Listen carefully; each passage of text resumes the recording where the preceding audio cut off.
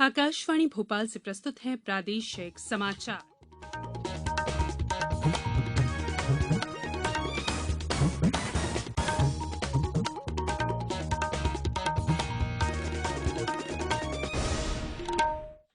नमस्कार, समाचारों के साथ मैं संयुक्ता बैनर्जी। देश भर में 18 साल से अधिक आयु के सभी लोगों के लिए सरकारी केंद्रों में निःशुल्क टीकाकरण अभियान चलाया जा रहा है। आपसे अपील है कि कोविड रोधी टीका जरूर लगवाएं। कोरोना महामारी के प्रति कोई भी लापरवाही न बरतें। जब तक आवश्यक न हो घर से बाहर न निकलें और इन आसान उपायों का पालन करें। मास्क लगाएं, 2 गज की सुरक्षित दूरी बनाए रखें, बार-बार हाथ धोएं और साफ सफाई रखें और टीका जरूर लगवाएं। कोविड से संबंधित जानकारी देने और उनके मार्गदर्शन के लिए राष्ट्रीय हेल्पलाइन कार्यरत है। इसका नंबर है 011239780046 और 1075। अब मुख्य समाचार। प्रधानमंत्री ने कहा, कौशल विकास राष्ट्रीय आवश्यकता है। प्रदेश के महाविद्यालयों में दाखिले की गाइडलाइन जारी। ग्रामीण युवाओं को अनाज की ग्रेडिंग, क्लीनिंग, ग्रेडिंग प्लांट, दाल प्लांट, राइस मिल आदि के लिए 25 लाख रुपए का ऋण उपलब्ध कराया जाएगा। और देश में अब तक 39 करोड़ 49 लाख से अधिक कोविड रोधी टीके लगाए गए। अब समाचार विस्तार से। प्रधानमंत्री नरेंद्र मोदी ने कहा है कि कौशल विकास राष्ट्रीय आवश्यकता है और आत्मनिर्भर भारत के लिए एक प्रमुख आधार है। विश्व युवा कौशल दिवस और स्किल इंडिया मिशन की 6ठी वर्षगांठ के अवसर पर युवाओं को संबोधित करते हुए श्री मोदी ने कहा कि जब समाज युवाओं के कौशल पर ध्यान केंद्रित करता है तो इसका लाभ पूरे देश को मिलता है। प्रधानमंत्री ने पिछले 6 सालों में बने नए संस्थानों को सशक्त बनाकर स्किल इंडिया मिशन को गति देने की आवश्यकता पर बल दिया है। उन्होंने इस बात पर खुशी जाहिर की कि प्रधानमंत्री कौशल विकास योजना के तहत 1 करोड़ 25 लाख युवाओं को प्रशिक्षण दिया गया है। उच्च शिक्षा विभाग ने महाविद्यालयों में प्रवेश का पूरा शेड्यूल और गाइडलाइन जारी कर दी है। इसके अनुसार कॉलेजों में ऑनलाइन प्रवेश दिया जाएगा। सभी कॉलेजों में 1 सितंबर से नया सत्र शुरू होगा और अक्टूबर में छात्र संघों का गठन भी किया जाएगा। वार्षिक उत्सव भी मनाए जाएंगे। उच्च शिक्षा विभाग द्वारा दिए गए निर्देशों के अनुसार अंडर ग्रेजुएट पाठ्यक्रमों में प्रवेश के लिए 1 से 12 अगस्त तक पंजीयन होगा और 20 अगस्त को प्रवेश की सूची जारी की जाएगी। इसका दूसरा चरण 28 अगस्त से शुरू होगा और 14 सितंबर तक कॉलेजों में फीस जमा करनी होगी। इसी प्रकार पोस्ट ग्रेजुएशन पाठ्यक्रमों के लिए 1 से 7 अगस्त तक रजिस्ट्रेशन होंगे। बीएड कोर्स में दाखिला भी 1 अगस्त से शुरू होगा। प्रधानमंत्री नरेंद्र मोदी आज गुजरात में पुनर्विकसित गांधीनगर रेलवे स्टेशन के ऊपर बने 5 सितारा होटल का वर्चुअल उद्घाटन करेंगे। वे वीडियो कॉन्फ्रेंस के माध्यम से गुजरात में कई अन्य परियोजनाओं का लोकार्पण और शुभारंभ भी करेंगे। आधिकारिक सूत्रों के अनुसार केंद्रीय गृह मंत्री अमित शाह भी वीडियो कॉन्फ्रेंस के जरिए उद्घाटन समारोह में शामिल होंगे। मुख्यमंत्री विजय रूपाणी, रेल मंत्री अश्विनी वैष्णव और रेल राज्य मंत्री दर्शनाबेन जरदोश गांधीनगर रेलवे स्टेशन पर उपस्थित रहेंगी। कोविड-19 से बचाव और सुरक्षित रहने के 3 उपाय।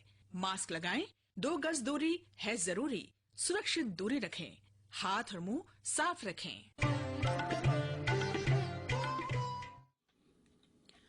ब्रेक के बाद बुलेटिन में एक बार फिर आप सभी का स्वागत है। ग्रामीण युवाओं को अनाज की ग्रेडिंग, क्लीनिंग, ग्रेडिंग प्लांट, दाल मिल, राइस मिल आदि के लिए 25 लाख रुपए का ऋण उपलब्ध कराया जाएगा। इसमें शासन की ओर से 40% का अनुदान भी मिलेगा। किसान कल्याण तथा कृषि विकास मंत्री कमल पटेल ने कल प्रदेश में कस्टम प्रोसेसिंग योजना का शुभारंभ करते हुए ये बात कही। उन्होंने कहा कि इससे कृषि क्षेत्र में युवाओं को व्यापार और रोजगार के बेहतर अवसर मुहैया होंगे। इस अवसर पर संचालक कृषि अभियांत्रिकी राजीव चौधरी भी मौजूद थे। कृषि मंत्री उन्होंने बताया कि मध्य प्रदेश कस्टम प्रोसेसिंग केंद्र स्थापित करने संबंधी योजना लागू करने वाला पहला राज्य है। उन्होंने बताया कि प्रदेश में इस वर्ष लगभग 250 कस्टम प्रोसेसिंग केंद्र स्थापित किए जाएंगे।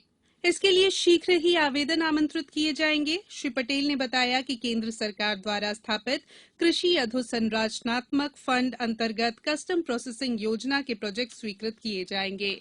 योजना अंतर्गत हितग्राहियों को 3% का ब्याज अनुदान भी अलग से उपलब्ध कराया जाएगा। मंत्री श्री पटेल ने बताया कि आज से शुरू की गई नवीन कस्टम प्रोसेसिंग योजना ग्राम स्तर पर उपज की ग्रेडिंग करेगी और किसान भाई अलग अलग ग्रेड के आधार पर अपनी उपज मंडी में बेच सकेंगे। प्रदेश में 1 करोड़ से ज्यादा खातेदार हैं। इनमें से लगभग 80% किसान लघु और सीमांत श्रेणी में आते हैं। देश में अब तक 39 करोड़ 49 लाख से अधिक कोविड रोधी टीके लगाए जा चुके हैं। केंद्रीय स्वास्थ्य मंत्रालय ने बताया कि कल 35,15,000 से अधिक वैक्सीन की डोज लगाई गई। व्यापक टीकाकरण अभियान का तीसरा चरण पिछले महीने की 21 तारीख को शुरू हुआ था। मंत्रालय ने बताया कि कल 18 से 44 वर्ष आयु वर्ग के 16,59,000 से अधिक लोगों को टीके की पहली डोज और 1,61,000 से अधिक को दूसरी डोज लगाई गई।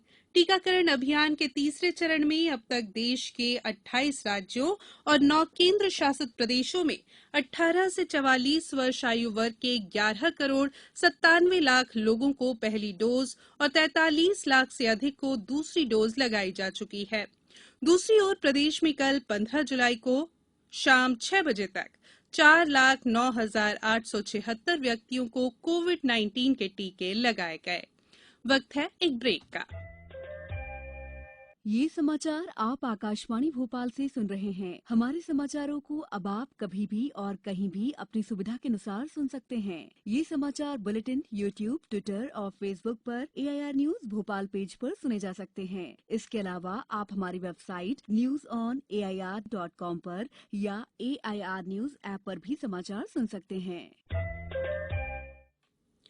प्रदेश के सभी जिलों को 19 और 22 जुलाई के लिए 8 लाख कोविड-19 वैक्सीन डोज आवंटित की जा रही है।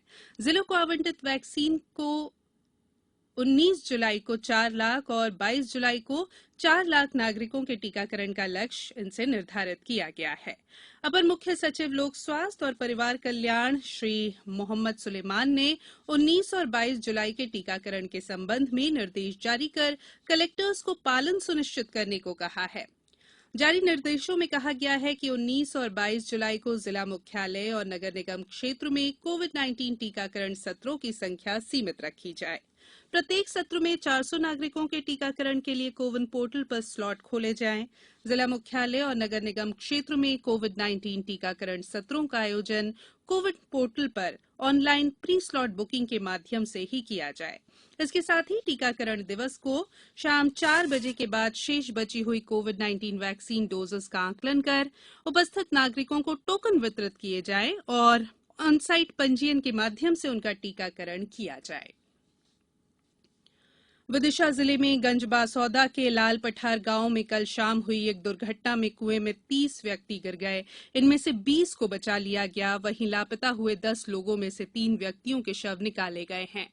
हमारे विदिशा संवाददाता ने बताया है कि घटना उस समय हुई जब एक बच्चा 40 फीट गहरे कुएं में गिर गया। बच्चे को बचाने के लिए गांव वाले बड़ी संख्या में कुएं की मुंडेर पर जमा हो गए।